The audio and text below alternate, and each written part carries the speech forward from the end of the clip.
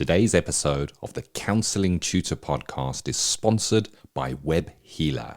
You're a counsellor in private practice and you need a website, or you've got an existing website which you need help with.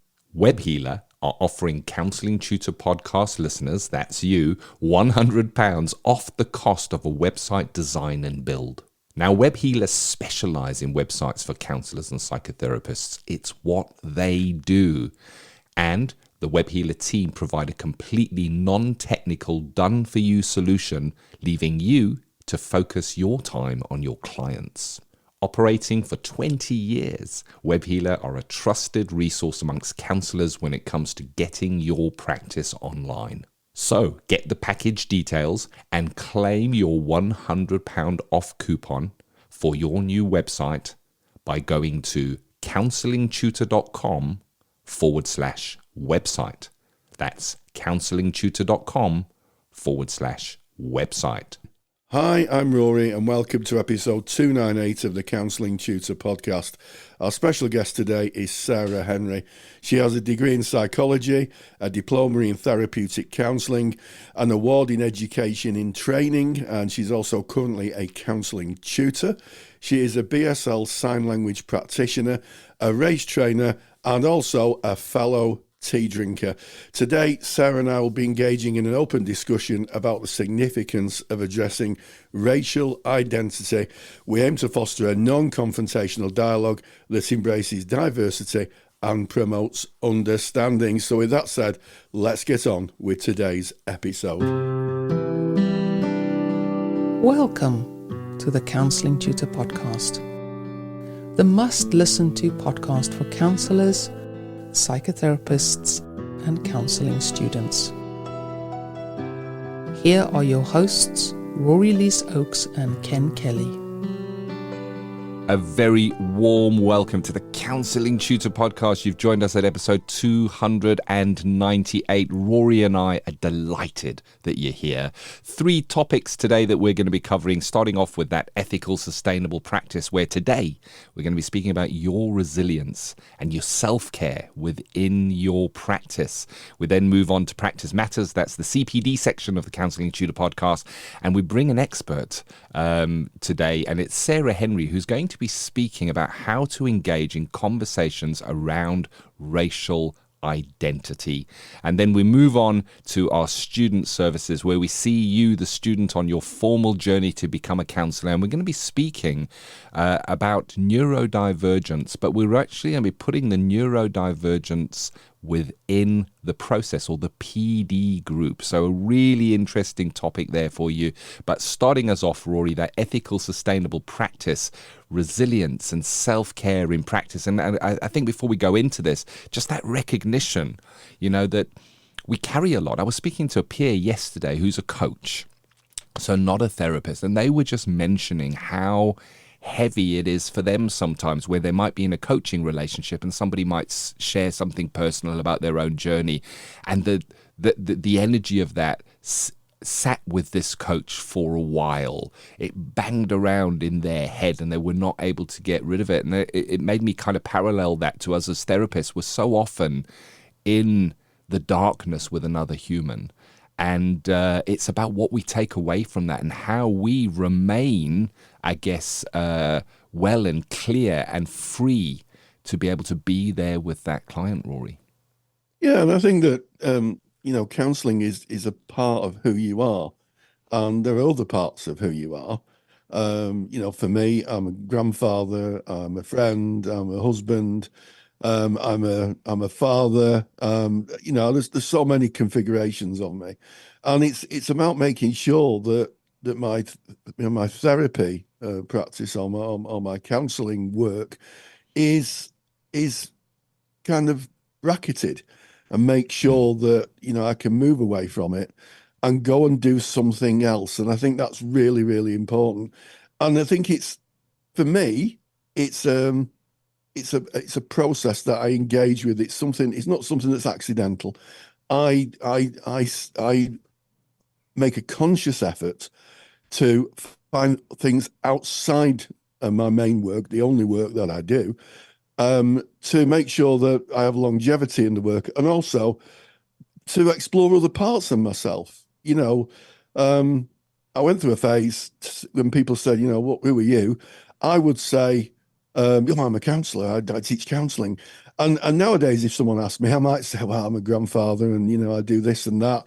I might not talk a lot about that part of me.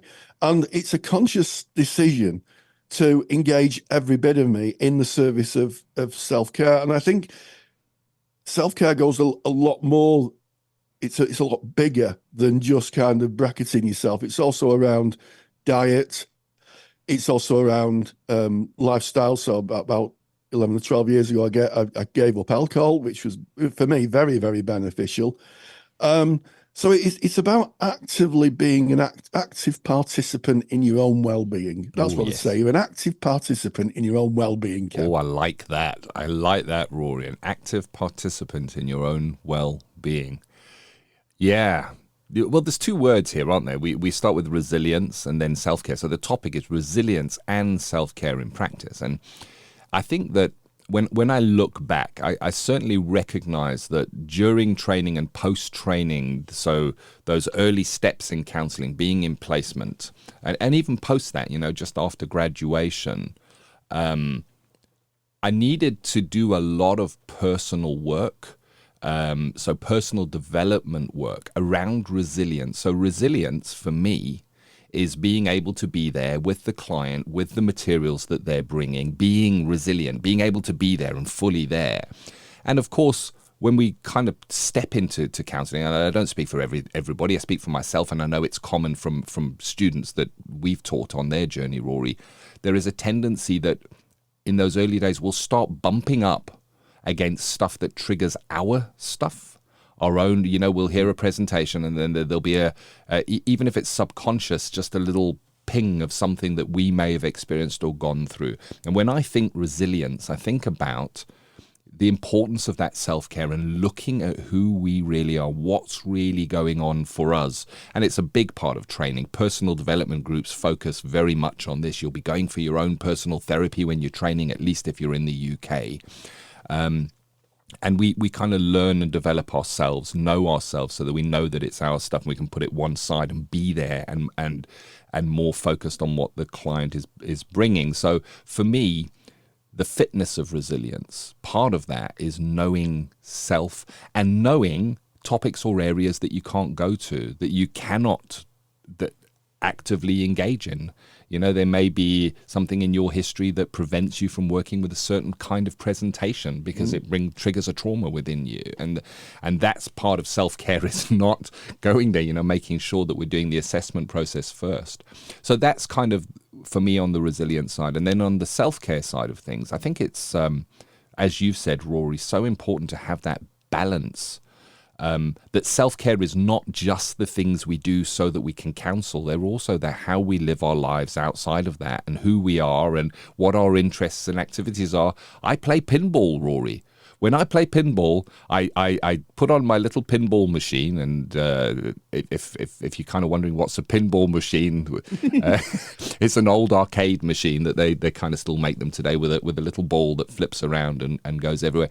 And I can do nothing but concentrate on the pinball game. Everything else goes out of my head. It's not possible for me to hold an emotion or another feeling while I'm playing pinball. And I know some people might run or do a sport or walk or go to the gym or listen to a podcast, or like you, Rory, engage in a hobby. And I think that having that and recognizing it as part of what keeps us well is so important. Yeah, you've absolutely hit the nail on the head, Ken. And I think that when we talk about self-care, we can sometimes talk about mindfulness and meditation. And we might be taken to people sat in yoga pants on the floor going on. And if you are that person, I think that's fantastic. And I'm not knocking it. I really not. It's not for me. I don't think if I sat on the floor, I don't think I'd get up very easily nowadays. But meditation doesn't have to be kind of like a yogi practice.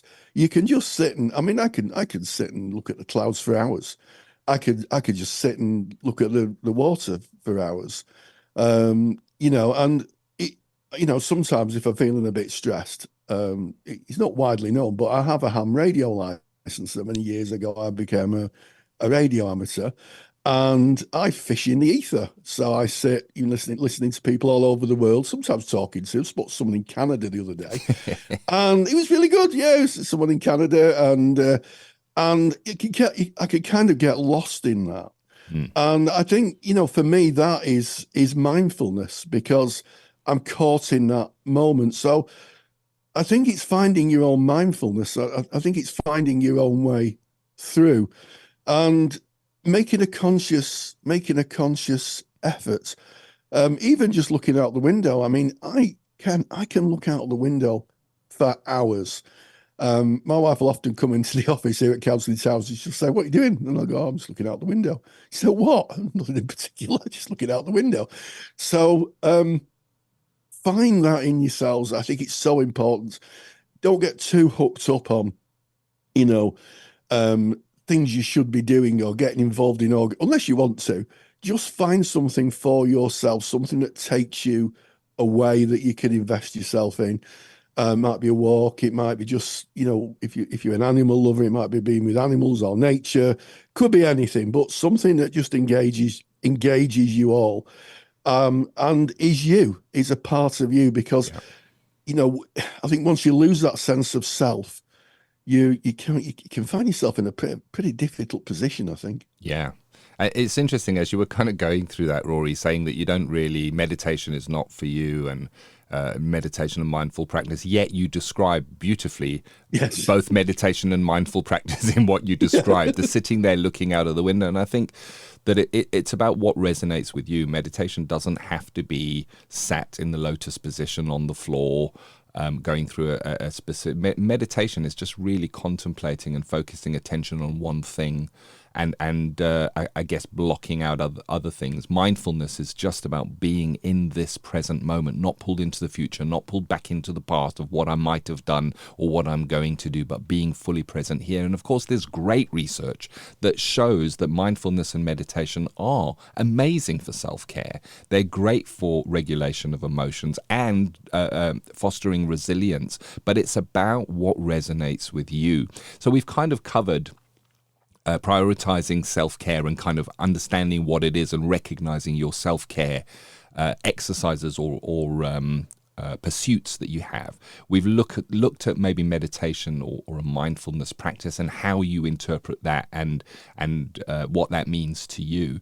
And then, of course, there's the engaging in supervision and peer support, because there are times that you may take something that is still banging around with you from that client, and whether it be related to your journey or you're wanting to help them, it sits with you, and sharing that outwardly, where it comes not just going around in a circle in your mind, but comes out of that in a different direction, like out of your mouth, telling another human being, can be really, really helpful. It changes the flow of the thoughts from round and round and round and round to actually going in a different direction, and then maybe getting some feedback. And of course, we bracket this with confidentiality. We wouldn't be going to a peer and say, "Oh, I've got this client and they said this and this and this." We would be very, very careful of how we do that. And I guess we'd have more freedom of that within supervision. And we speak about supervision so often, Rory, and the important. I think there's barely a topic that we'll mention where we're not linking it into the importance of supervision somewhere there.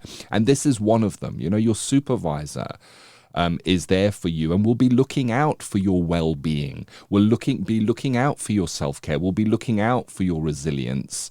It's one of the roles that they hold as a supervisor. We know, because we train supervisors. It's part of what you're doing as a supervisor is going, is my supervisee okay? And how do I work around that?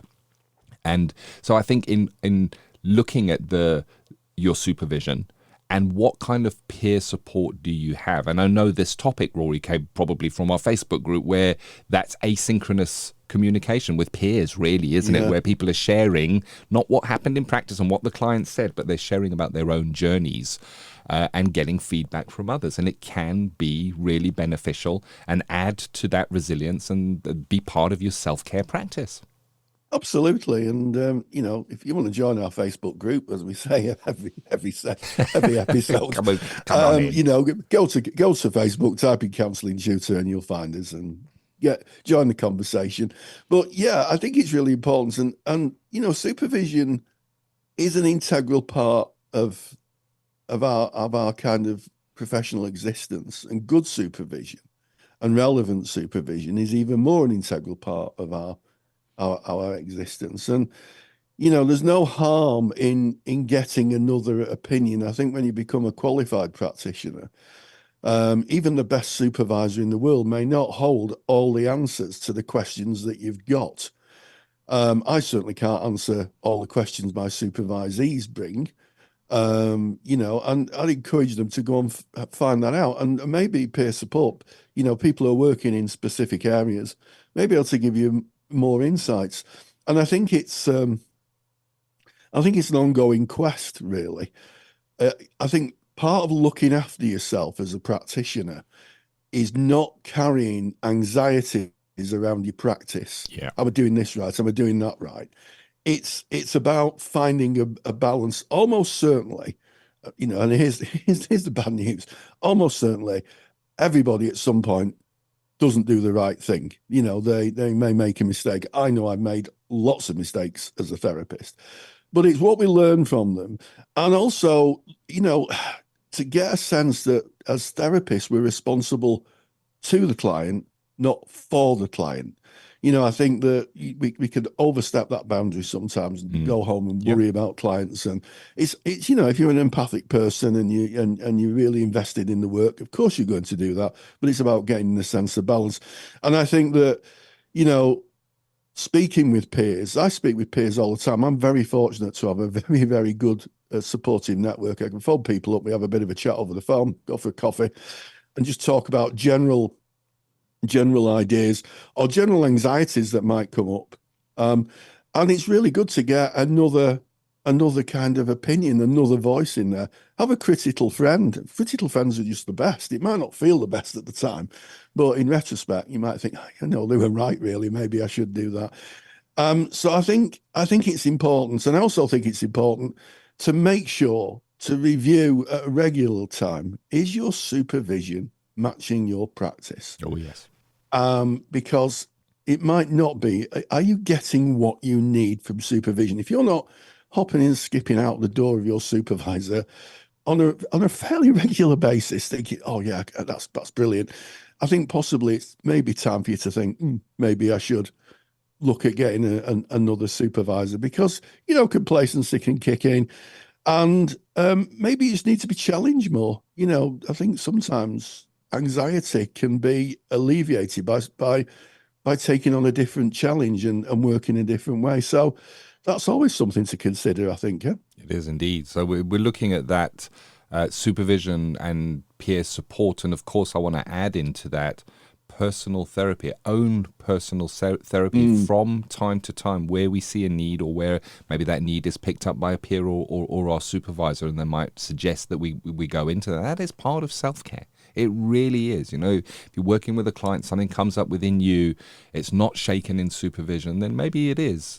Part of your self-care regime may be to dip into therapy for a few sessions to go and work that out.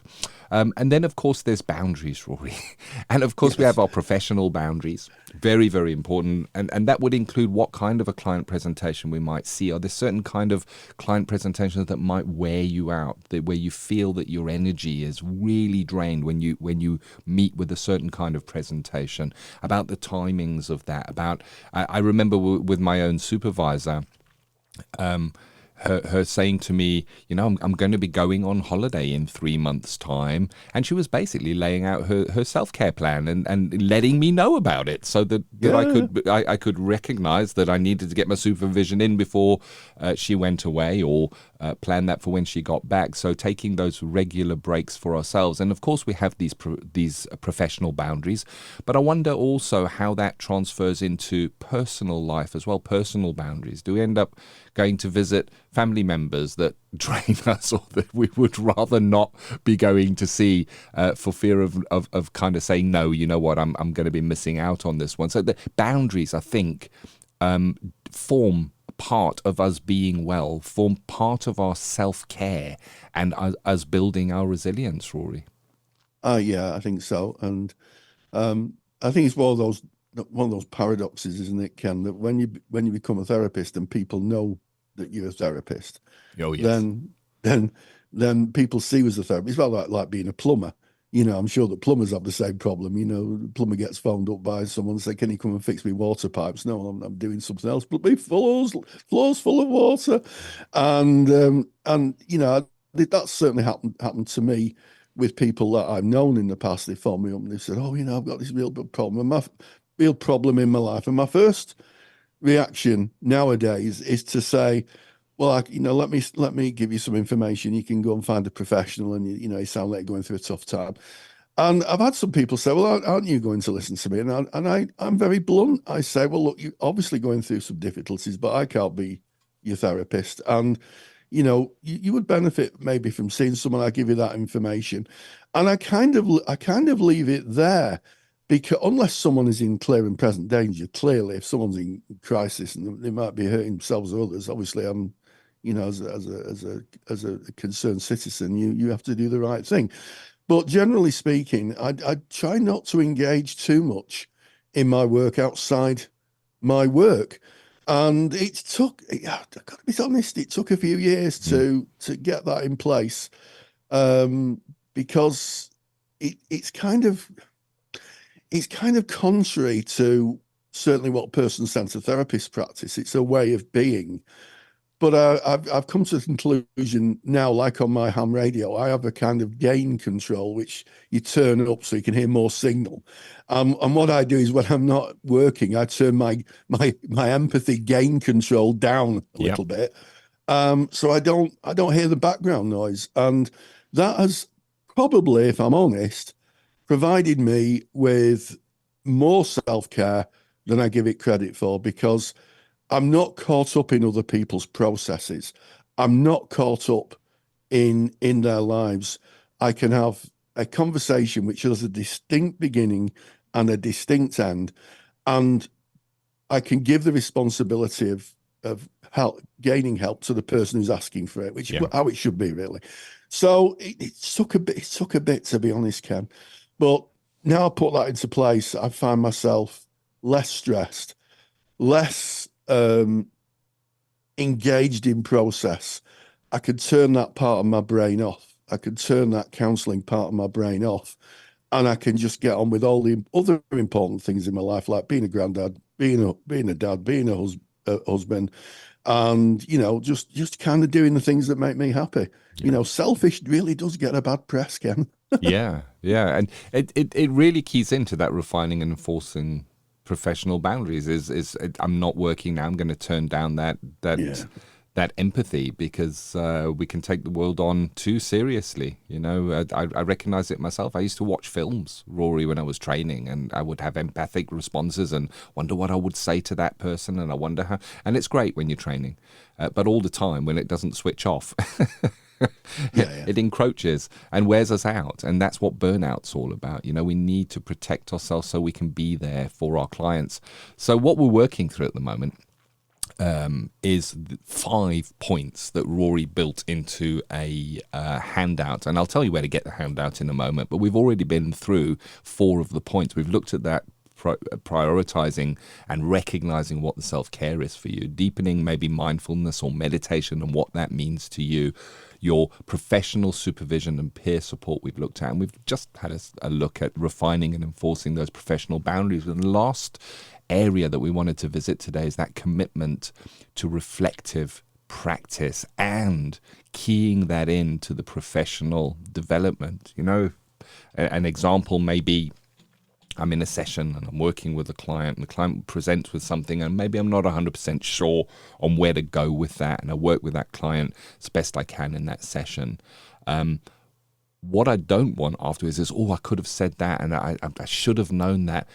I need a place where I can key into relevant CPD that is going to sharpen my competences so that I can feel confident and competent when I'm working with a client. I think it's such an important part of practice, and this is, of course, why so many of the ethical bodies make it mandatory and will audit our CPD to ensure that we're doing it, because it is all in service.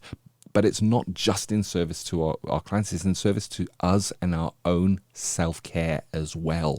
Soon as a client starts bringing a presentation, they go into an area where we're well read, we know what the research says, we know what ways to be able to help and support that person, we feel a lot more confident. We don't have that imposter syndrome that we spoke about earlier, Rory, that you can go away with and, oh, did I do it right, and all that kind of stuff that is very common in early practice. It kind of gives a feeling of competence. And even if when a client does maybe go into an area that we're not 100% sure of, if we know where we dip into for our CPD, we know that we've got somewhere we can go to kind of brush up on that. CPD, I never thought that I'd be kind of linking that to our resilience and our self-care, but it really does, Rory.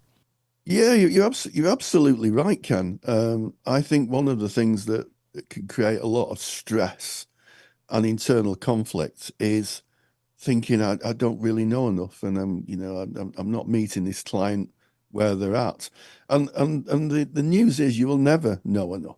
That's the thing. You will never know enough. I've been doing this now for 20 years, and I'm still a very much a student. I still think I'm on the beginning of my journey. I'm just writing a course on neurodiversity or neurodivergence. And the amount of stuff that I didn't know was I thought was frankly shocking to me, until I realized that why would I know it unless I'd researched it. And I think that, choosing wise CPD, in other words, choosing CPD that is relevant to your clients as opposed to just scattergunning your CPD. What is it that is causing me, difficulties, or what blockages have I got within my practice with the clients I'm working at? How can I better meet the clients where they're at? And if that is then, well, I might do some CPD around that. That's probably going to be so helpful for you personally, emotionally, because you're going to be more confident in your practice. You're going to be able to better meet the client where they're at. And also, I think that a lot of CPD should really be done in work's time. I know that's not always the case, but if you can do your CPD within that time allocated to your work, then you can build that in. And also, I think just taking time for reflective practice, just taking 5 minutes where you can. I know people's lives are busy, very difficult, but just take 5 minutes and just think, what when after the client's finished, what would be helpful for me to know here? Yeah. What does this mean? Is a good philosophical position. What does this mean? And I've done that, and I thought, well, I'll go and find out about that. And CPD doesn't have to be huge courses in millions of hours. You can read an article, you can read a paper, you can read a book, you can ask somebody. It doesn't have to. I think the thing about CPD, people think it's huge courses with certificates and diplomas, and no, it's not the case. It might just be clarifying something you're not sure about. And I think that could be mightily helpful with self-care, because you're not going to carry that anxiety about, am I doing it right? So important. Yeah. You're undertaking CPD right now just by listening to this podcast, because you're doing it in service of yourself as a counsellor and your practice and your clients, and if it prompts you to go, you know what, I'm going to revisit my self-care routine, then you've actually taken action on that, and that's actionable CPD. You can log that and you can hand it into your ethical body, and they will put a big tick next to it, and that's just listening to a podcast. And you could be driving your car right now while you're listening. Doesn't matter. Like you say, Rory, it's not necessarily sitting down for an 80-hour course. No. And of course, we have the CPD library here at Counselling Tutor. Go to counsellingtutor.com. And the library is right there on the homepage, and go and look at that if you're not a member. And there it is. That is a handout created by Rory. It's called Resilience and Self-Care in Practice. It's free, and you can go and get it. You get it in the show notes on your podcast app, or go to our website, counsellingtutor.com. Click on the podcast tab, make your way to episode 298. It's right there. It's free. You just download it, and then you can hold it in your hand, read over it, and check your own self-care processes and look at your resilience within your practice. And that, of course, brings us to the end of our ethical, sustainable practice for today. And as we kind of back out of ethical, sustainable practice, that ESP, as we say, Rory, Yeah. deeper than mind reading, though, this ESP, Yes.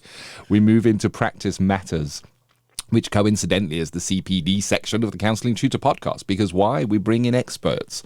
We bring in experts to speak about topics that are of interest and that are applicable in our practice. And Rory, you had a chat with Sarah Henry on how to engage in conversations around racial identity. Yes, I had a lovely conversation with Sarah. I've had a number of conversations. This one actually has been recorded.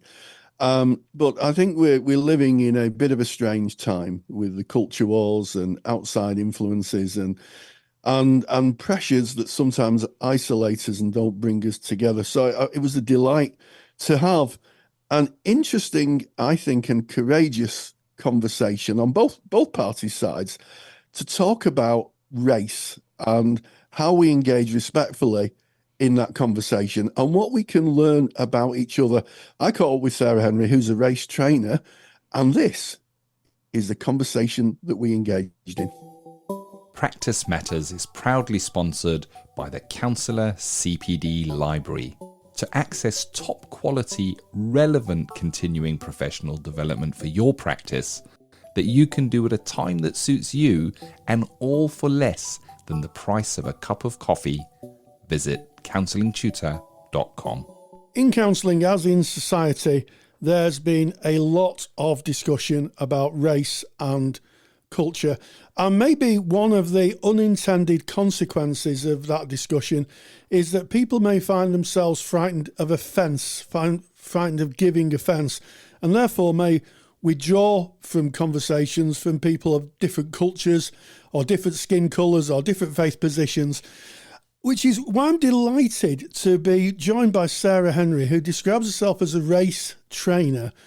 And we're going to kind of discuss the elephant in the room, really, why people may be worried about causing offence and how we have respectful conversations. And I'm going to kick this off right away, straight out of the bat.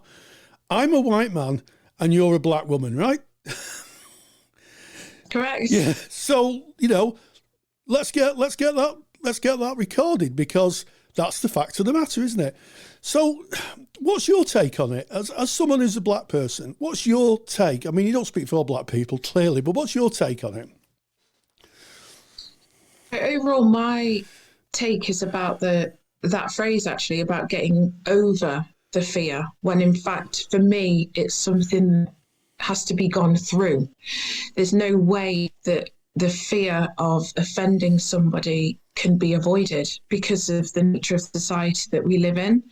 So rather than try and find a way to navigate around something, it's about building up the resilience and the courage to go through that fear and to tolerate the experience of being vulnerable when having conversations about race and identity. For me, that's the only way that you can actually navigate to the world of equality that we're all searching for, is to call out what is obvious for us to then actually appreciate that and go through it together.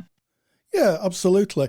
And I think this offending is something that's quite new in our society. When I grew up, we really didn't, it wasn't a word anybody ever used. And I'm a great believer that people choose to take offence as opposed to being offended. I think that in terms of personal development, you can choose whether you take offence or not. And some things, let's be clear, are offensive. People who make racial slurs or anything about homophobia or, just general cruel comments about people based on difference is wrong and could be deemed as offensive. But what we do have to engage in is a respectful dialogue to try and understand each other's position. We met previously to discuss this podcast, and one of the things that came up was a Yorkshire pudding. And yes, it did. And it never ever struck me. I've done a lot of training throughout my life on diversity, but just explain the reference to a Yorkshire pudding, because I think it really does sum a lot of this up. Yeah, so I grew up in a predominantly white area of Nottingham. I was one of very few non-white children in my class. And so my friends in primary school and secondary school, but this story is from primary school, my friends in the playground were all white children, white girls predominantly. And so I would often be part of bigger conversations that were happening. And from time to time, I'd find myself having to make sense of what I had no reference for. So I grew up in a Jamaican Caribbean household where rice and peas was just a staple part of mealtime. And so I would often hear my friends talking about the foods that they ate, and for most of the time I could kind of make sense of what was going on until they were talking about this pudding that wasn't after dinner, actually on their dinner, and they had it with gravy, and everyone was really aligned with this understanding. And I, as a child, I had no idea what people were talking about, because for me, pudding was something that followed dinner, not with dinner. And it was only through kind of getting older and trying to make sense of what was going on that I realised that they were actually referring to a Yorkshire pudding, of which I had no lived experience of. I hadn't had any experience of the batter, and pancakes also weren't a thing. And so I've spent a lot of my life trying to make sense of things that didn't exist for me. And I had the luxury of having friends who would relentlessly have open conversations with me, or I would be able to more or less make sense of what was going on. So that Yorkshire pudding story is one that I tell when I'm delivering training, because what it highlights is that there is a gap in my knowledge, and that knowledge is rooted in my racial identity. And so if there's a gap for me, might there be gaps for people born out of nothing more than a lack of experience and not malice? Yeah, and I think that's an interesting one. We use the language we use. I mean, I have to say that I think it's a bit of a strange thing to call a Yorkshire pudding a Yorkshire pudding, because clearly you don't have it. You don't have it after the main meal. But and I think what I picked up is that part of your way of navigating through this was having those open conversations with people. How was that helpful, and what was the nature of those conversations? It was helpful because I could talk about my experience, and equally other people could talk about their experience in a way that we could then honour what was happening in relation to each other, not just in relation to the world. And the value in that experience is because what I've realised is that but for these conversations initiated with people I trust and love and care about, and vice versa, the only other time that my skin colour was of any reference in conversation was when it came to racism. And so all I was constantly doing was defending my identity rather than celebrating my identity. It was that there's a story of discrimination. Sarah, go ahead, share your experience. And in fact, there's so much more to my blackness than my experience of being on the receiving end of racism, oppression, discrimination, victimization. There's so much more. And I was able to balance that with the conversations I was having in my life with my friends. I think that's very interesting, because it seems that the discussion on blackness, the term you've used,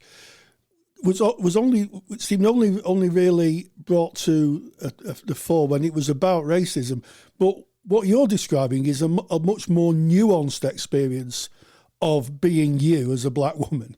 And, you know, we've just discussed food. I'm sure there are lots of other areas which when you engage with them, I mean, you discuss having quite a discussion about a tanning salon. people going to tanning salons, and obviously not something in your frame of reference. So I guess what I'm getting from this is that by respectful inquiry and coming from a place of respect and genuine curiosity, we can have those conversations and we can start to understand each other. Am I on the right track here? Absolutely. That's what I not only I believe, but what I've experienced is that in my relationships, there's a foundation of respect and there's a foundation of trust. And what those two things allow is for the humanity of mistakes, for the humanity of not knowing, for the humanity of being curious. And in allowing all of those things to happen, what we can then do on those foundations of respect and trust is learn. We can learn about things that we otherwise wouldn't be able to encounter. We can celebrate difference between each other without there being a sense of abnormality. And we can allow each other the opportunity to indulge in the other's culture and vice versa. So for me, it's hugely about having the conversation, because without that conversation, all that perpetuates is the misconceptions in an individual's mind. If that is then fed by fear and panic, those misconceptions can calcify and solidify. And then what chance do we have of actually connecting as people above and beyond, connecting beyond those misconceptions? Yeah, it's very powerful, very, very powerful. And, I guess that through the years that I've been training people, I've trained mixed cohorts of people of different faiths, different skin colours. And it's only when you get respectful inquiry and coming from a place of respect that you can start to understand the other and what the other's experience is. And I think that, I do wonder if people are now frightened of starting that journey in case they feel misrepresented, or they may feel that their clumsiness, if I could use that, could be misconstrued as something else. That fear is, in my opinion, the single most understudied aspect of any anti-racism work that is done. I don't consider myself to be an anti-racism trainer. I consider myself to be a race trainer, because to me they're two very different things. But the fear seems to be the human condition that we all share in this conversation. I've grown and lived with a fear of racism. I'm being the receiving end of that. I've become aware of is that there are people who are fearful on the other side of the dynamic because they're scared of inflicting that. So what we have is fear that's valid across the interracial relationship, but to then fear each other and stand still in that rather than acknowledge that fear and move out of that social description of how we should relate, instead into the actual quality of how we're presenting as each other, we're both going to trip over things. We're both going to get things wrong in the many different ways that we vary. But ultimately, we're humans who are wanting to connect. We're humans who are wanting to understand. And I'm committed to not missing that part. Yep, we're going to get this wrong. And you might feel uncomfortable and I might feel uncomfortable. But even if that discomfort's there, that's not a reason to stop. We can work through that if what we're doing is wanting to trust and respect each other to share experiences. And I guess you come back to what you said at the beginning of the fact that sometimes the discomfort is going to be an integral part of moving through this process for both entities, really. And if we can acknowledge that discomfort is part of the process of understanding, then I think we're well on our way, really. Yeah, it's. I don't think it's part of the process. I think it is the process. Oh, yeah. Given the way that our society is configured at the moment, given where we are in 2020 with the history and the movements and all of those things, it is impossible to avoid the discomfort if this conversation is happening, whether that conversation is authentically come about through interaction, whether it's because of training, you're listening to a podcast like this, a book, whatever it is. The nature of the conversation can't be anything other than uncomfortable. And that's purely because it has been ignored for so long, it has been avoided for so long, it has been misconstrued for so long and distorted for so long. Peeling all of that back to then start from the basic ways of interacting with each other, I'm yet to experience a conversation where both parties are totally comfortable, because it comes with vulnerability and it comes with trusting strangers. And I think that is often overlooked, that the discomfort becomes a reason to stop, because there should be a way for it to be comfortable. I'm yet to find it.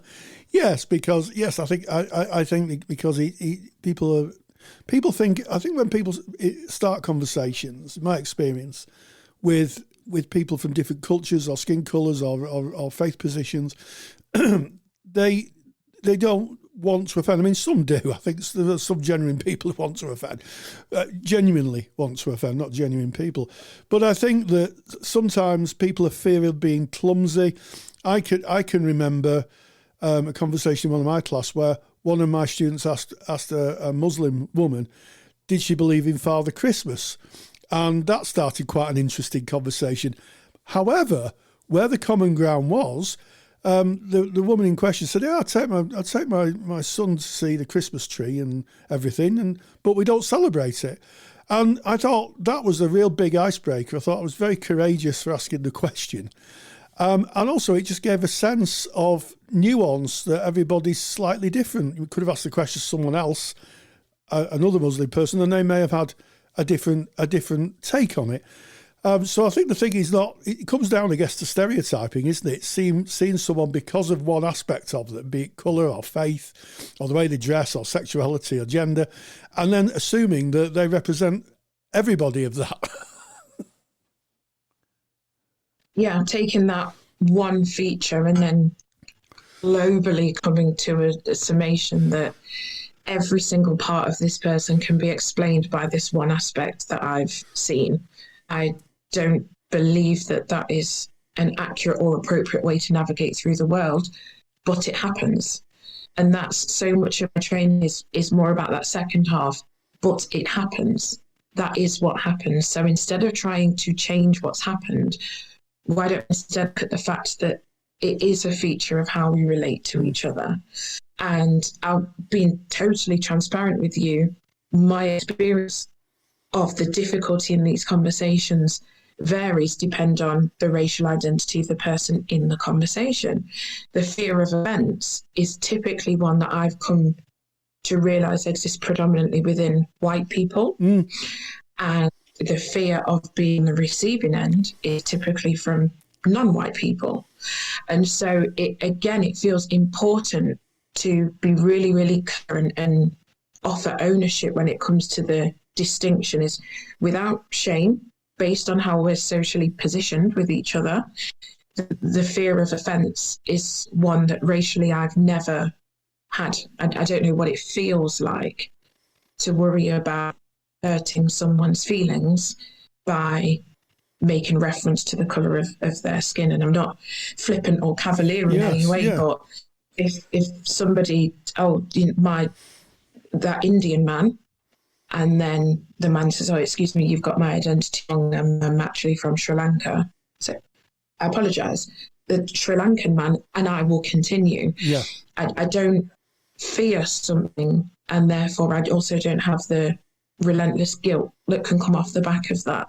That seems to be a characteristic or set of characteristics that lives more in white people that I've encountered. And again, there's so much curiosity for me around that, because more often than not, I've actually identified that in my friends, in people who I can't make sense of why they're frightened of offending me when it comes to my skin colour, when some of my friends, we have jokes run decades long that are offensive in other aspects of our lives, and they don't seem to hold back in relation to that. So it's what is it that makes my skin so scary when no other aspect of me is? What happens there interpersonally, because I can't quite make sense of it, considering just my lived experience as a black woman. Yeah. I mean, as a younger man, I'll be honest, I think I fell into the trap of being very frightened of saying the wrong thing. As I've got a bit older and hopefully wiser, and I guess that's for other people to say, really. As I've got a bit older and wiser, I've realised the power of acknowledging that, I might have got something wrong, and saying, "Oh, I didn't. Thank you. Thank you for telling me that." And I've done that. I've said to people, maybe, are you of African heritage? And they've said, "No, I'm of Caribbean heritage." And I said, "Oh, I'm sorry to have missed that of you, but yeah, I understand that now." And I've always found that where I've kind of had that conversation, nothing's happened. The conversation has moved on. But you are right. It kind of go away and used to sit with it and go, "Oh, I wonder if I got that right, and it's not really fair that I should think." And what it basically boils down to, I think, is that as long as you're respectfully inquiring for the right reasons, I wouldn't go around just asking people their heritage for no other reason than I wanted to. I think if it was a conversation where that was in, someone may ask me what my heritage is. I'm half Irish and half a kind of mixed mongrel of Scotland, Wales and England, and a bit of Scandinavian, so my DNA says. I've had my DNA tested. If someone said to me, which I've had on occasions, "Well, you've got a real Irish look to you," I go, "Well, I'm 50% Irish." And we moved on. So I think it's refreshing.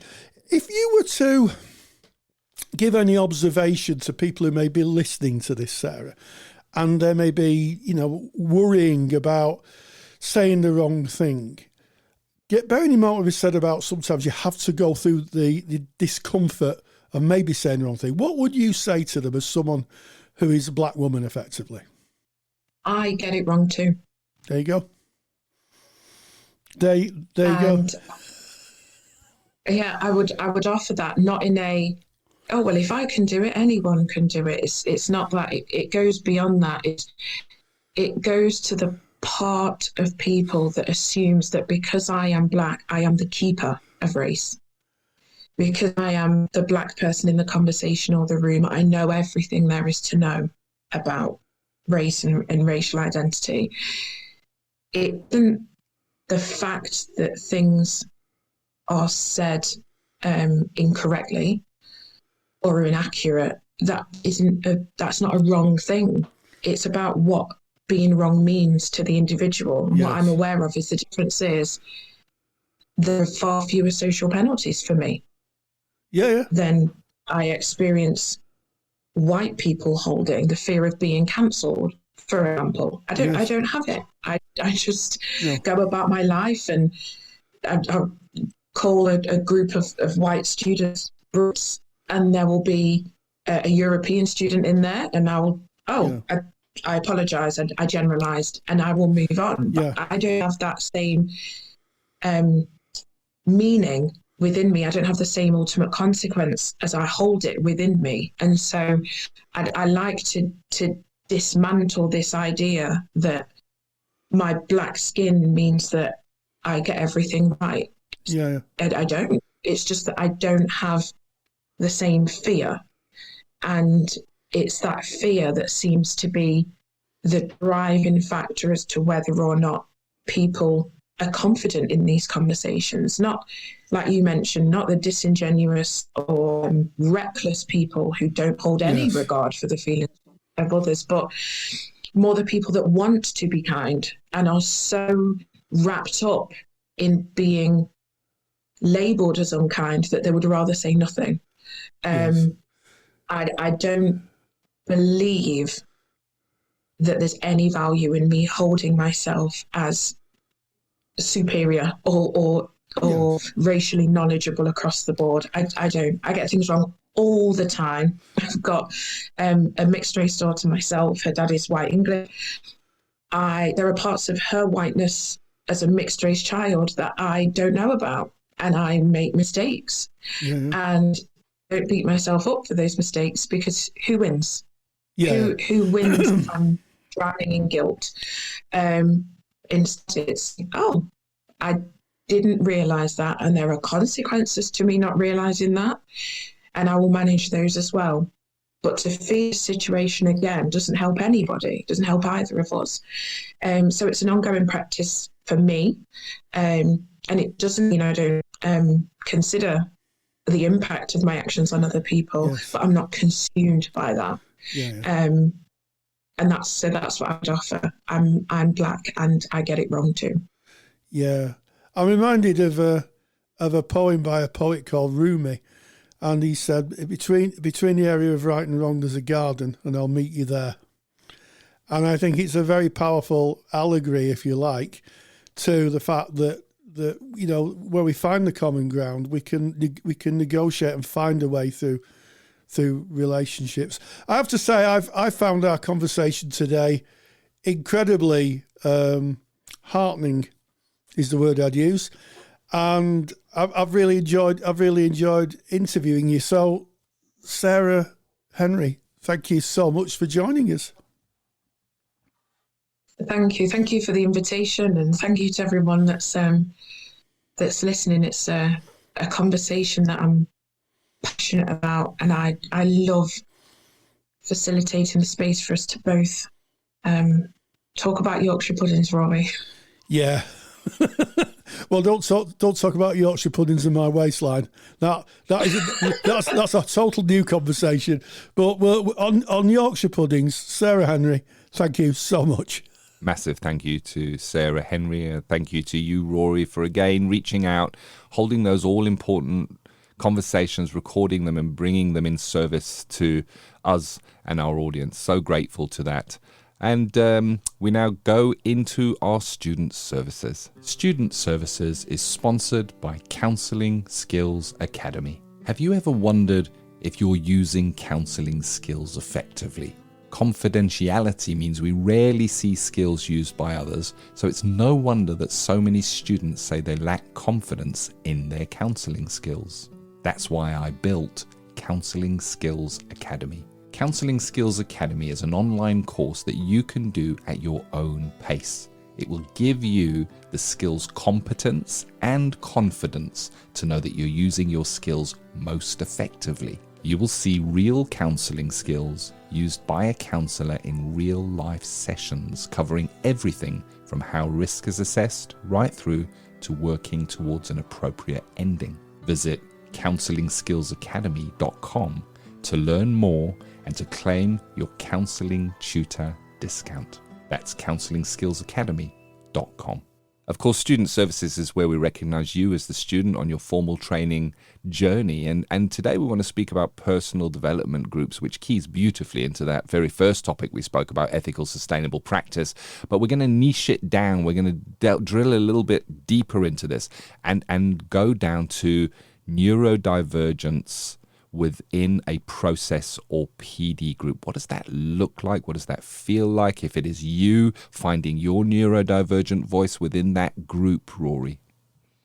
Yes, and I'm going to start off by making a little bit of a kind of preamble by saying that a lot of the theories that are taught and a lot of the ways that I taught and the ways that I was taught and Ken was taught are quite old. I mean, a lot of theories you're going to be learning are almost half a century, if not more, old. And, neurodivergence didn't formally exist in those times. So we're talking about autism or ADHD or the wide umbrella of neurodivergence. And now it's becoming more recognized. It's becoming more formalized.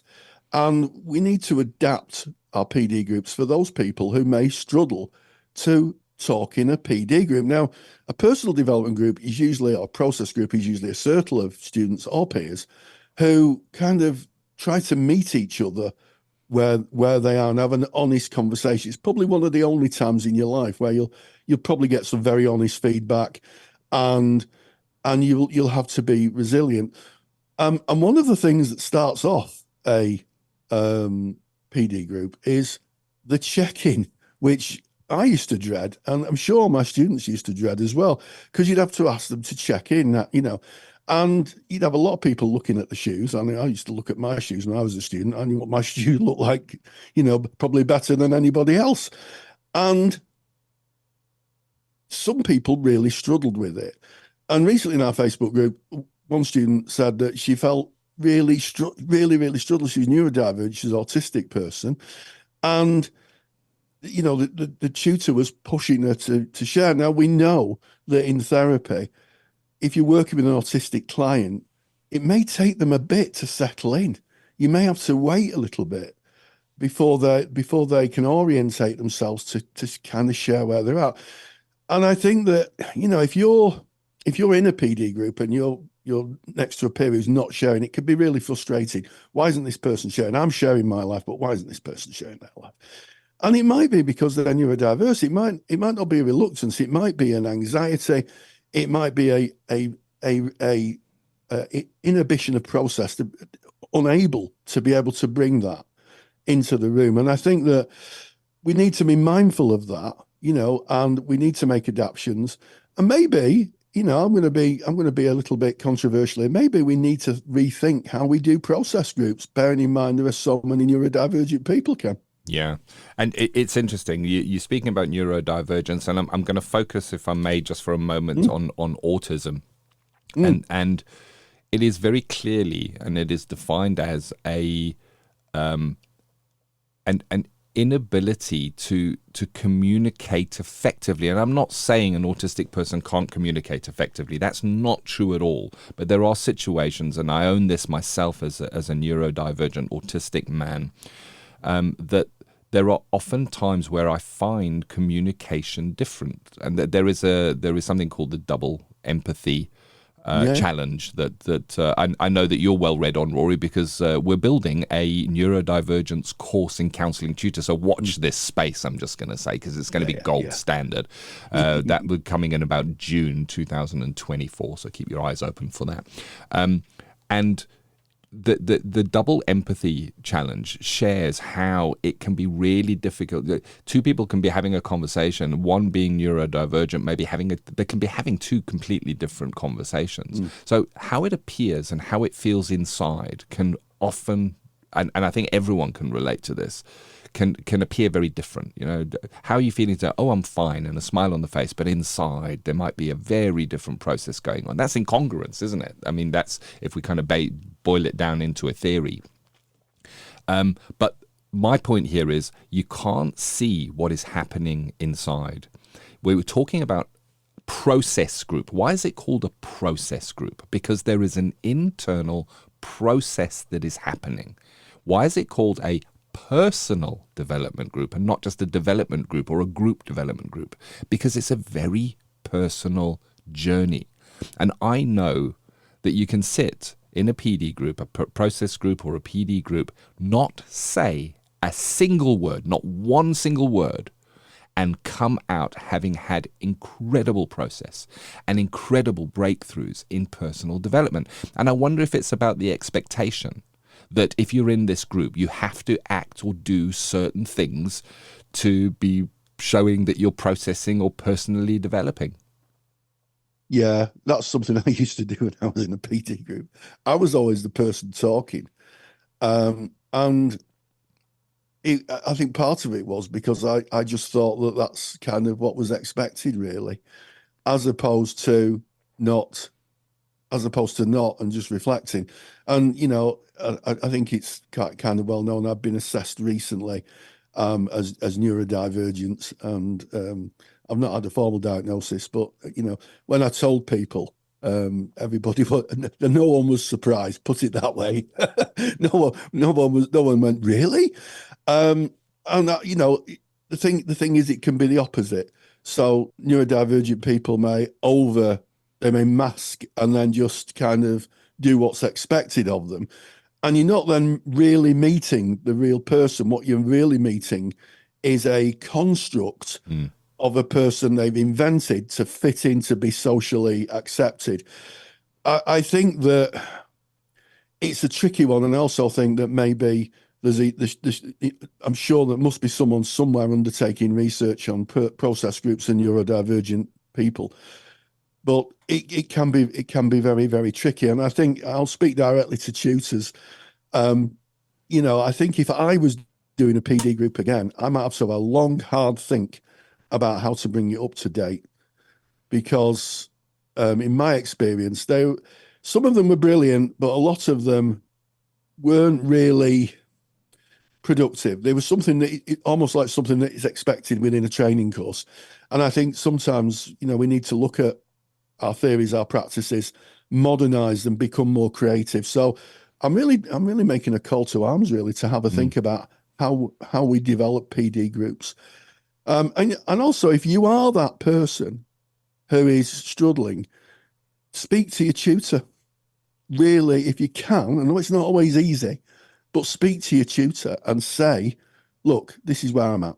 Yeah. Or write to them. If you might be better, you might be a writing person, might be, you can express it better, and see what can be done. But the fact of the matter is neurodivergent individuals, be they autistic or neurodivergent or ADHD, they exist within our society as other people do. As we talk about race, we talk about age, we talk about gender, we talk about sex. They exist, and we need to make reasonable adjustments. We need to make sure that where we can, everybody's accommodated. You can't always do it, but I do think that somebody somewhere should do some research on neurodivergence and personal development groups, because I think it's a big gap.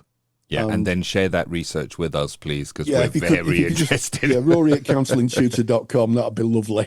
If you're gonna want to hit me up with it, I'd happily have you on the podcast, happily interview you, happily get involved in that, because we need to meet students where they're at. Yeah, we meet clients where they're at. We're always telling students that.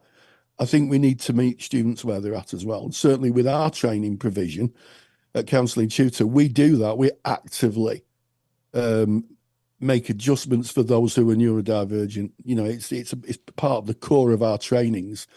So, yeah, it's a little bit controversial, but I think it needs to be said, Ken, to be honest. Yeah, and I think it all boils down to expectations. If there is an expectation around what a PD group should be and how it should run, there it is. There is an expectation on how a person should be within a PD group. And you mentioned, Rory, maybe not being authentic, somebody choosing to not be authentic because they can't be authentic within the PD group. So they are saying maybe, and you used yourself as the example here, speaking and saying things to fill the space because that is what is expected. And that there it is. If there is an expectation, then it is no longer a threat-free environment for that person to be.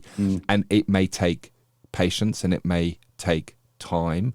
And when I say patience and time, with neurodivergence, there's not a defined criteria for that. It can take 6 months, and I'm just putting that out there as kind of a number, but it can take longer than you may think for the person to feel safe, to feel unjudged within the circle, to be able to share maybe what is going on for them if they choose to do so. And that's the thing. It doesn't mean there's no personal development going on within that person. And I mentioned earlier in this podcast, Rory, that I was speaking to a peer yesterday who is a coach, and we were just kind of sharing where we found ourselves. It's a long-standing relationship, and we were having a bit of a chat, and I found something really interesting which I noted down afterwards, and that is the person that I was speaking to was not in a therapeutic engagement. It was just a peer discussion. They shared where they found themselves and some challenges that they were facing, and I actually felt my own load lighten because of that. I wasn't giving them any guidance. I wasn't giving them any advice. They were just speaking. And as they were speaking, it was triggering things in me. And I was going, yeah, it's a bit like that for me as well. And I felt heard without saying a word because of what somebody else said. And that can happen in a PD group. That is the power of the personal development group, the process group. Somebody can say something and that can trigger, certainly was in my experience, I could have a week's worth of deep dive and thinking into something someone else said, not about them, but what it brought up in me. And I remember one of the greatest bits of advice that I got around my personal development group, because was around when somebody within the personal development group said something that maybe I felt was inappropriate, or that brought something up, or raised my shackles, I think it's called. When oh no, you can't say that. Hackles. There you go. Hackles yeah. Yeah. I got hackles and shackles. Hackles and shackles. Yeah.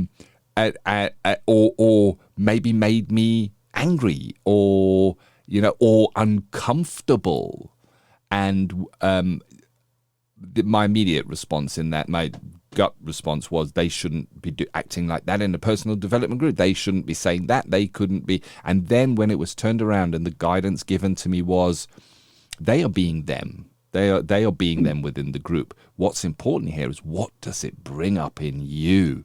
And I found such a deep vein of learning and personal development in that I would sit and then somebody would say something and I would like a little bit of frustration, or is it low level anger, and then as opposed to they can't say that, going into what's that about, why are my emotions reacting in that way, with that person just being who they are. And again, not a word is spoken from self. It was all internal processing.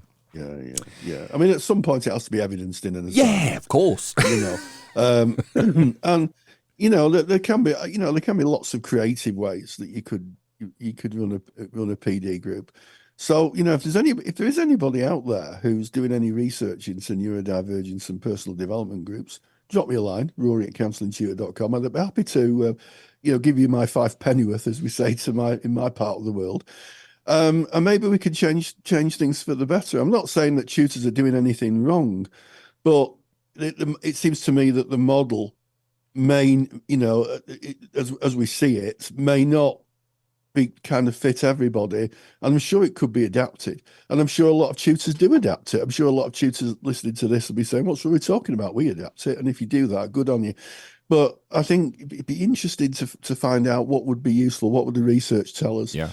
And, we don't push clients, do we? We don't sit in front of clients and say, why are you silent?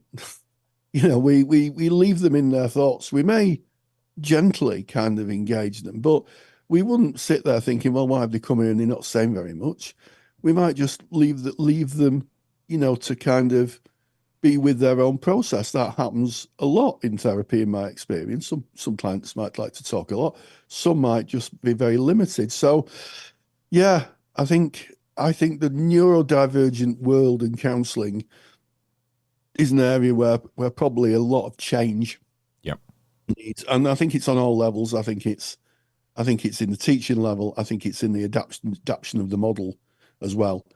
Some models might need adapting to understand a neurodivergent way of being. But we live in exciting times, and at least people are talking about it, Ken. Yeah, they are. And it's about learning. This has become visible. It's always been there. Neurodivergence has always been there. It has become more visible. We've got a name for it now. We kind of have characteristics and traits that we can map to it. It is diagnosable. There's been a lot of movement. And if you look at the history of how people were misdiagnosed in the past, it's been unseen and overlooked for so long. And taking on that learning, that continuing professional development, so that we can understand it and see it. Because, of course, most neurodivergent individuals don't know they're neurodivergent, and for them, they may not have been diagnosed, and they may not have no suspicion at all. And one of the things that is very, very much stated on our course and in any training that you will do on neurodivergence is if you've met one neurodivergent person, you've met one neurodivergent person. We are all unique, we are all different, and we all show up in different ways. So what we kind of focused on maybe the quiet individual who may be neurodivergent, who doesn't feel safe to share in that context. But the flip side of the coin is that there is also, in some neurodivergent individuals, a tendency to overshare, where they will give too much information too quickly, go on for too long, not see the social cues of, okay, I should now be. So there's the two sides of that, and it's understanding, knowing, being accepting, and I guess educating ourselves in what to look for, I guess. Yeah, I think so. And I was just smiling when you talk about the oversharing. You can probably mean that. But it is. Yeah, I think it's a conversation. It's like everything in our lives, isn't it? When you're working with human beings, it's an ongoing conversation and reflective practice, and just kind of thinking about the other, who is the other in the room, and I think. Probably historically, people who've not shared in PD groups have been kind of seen by peers as not engaging, and that's not fair on me because I'm sharing my stuff and they're not sharing their stuff, and tutors might get frustrated as well. But I think I'm hoping this conversation that we're having, Ken, with our listener, people might be a little bit more accommodating to that person in the PD group, who just maybe doesn't share very much about themselves, and it may be there's more personal development going on than we actually know about. So humanity, eh? Humanity, Rory. Yeah. Yes. Well, thank you for joining us. This is episode 298 of the Counselling Tutor Podcast. Yes, we started with ethical, sustainable practice, and we had a meander down the resilience and self-care in practice, where we talked about practical things that we can put in place to make sure that we're more resilient and we have more, more self-care. And if you want that handout, you can go to episode 298. Go to counsellingtutor.com. Go to the podcast tab, look at episode 298. There's a handout waiting for you there. I went on in Practice Matters to have an interview with Sarah Henry, where we had an interesting, honest, and I think courageous conversation about race, engaging in it, talking about it, learned so much about each other. And I know Sarah's going to be doing a lecture for us for the Counsellor CPD library on this. So keep an eye out for that. And then in student services, we talked about neurodivergence in a personal development group, how things might need to change, and also being thoughtful of others. Not everybody is the same. And maybe we start a conversation about how we adapt PD groups for those who are neurodivergent. And, before you go, before we part our ways today, I've got a little bit of a favour. If you've enjoyed kind of ourselves conversation, give us a like or a review on your podcast platform. I know some people put their reviews on iTunes for us, which we're very grateful of and we love to see. And if you know someone in your circle who benefit from the conversation we have today, why don't you just share the podcast in your socials or or email a peer. And every recommendation just gets us more listeners and helps us spread the word, I guess. And thank you so much for your indulgence and listening to us and allowing us to be part of your journey. So until next time, stay grounded and stay safe. Take the stress out of your counselling studies and get the support of Rory and I by joining us in the Counselling Study Resource. See how Counselling Study Resource can help you. Visit counsellingtutor.com. That's counsellingtutor.com. Thank you for listening to the Counselling Tutor Podcast. Find the show notes for this episode by visiting counsellingtutor.com.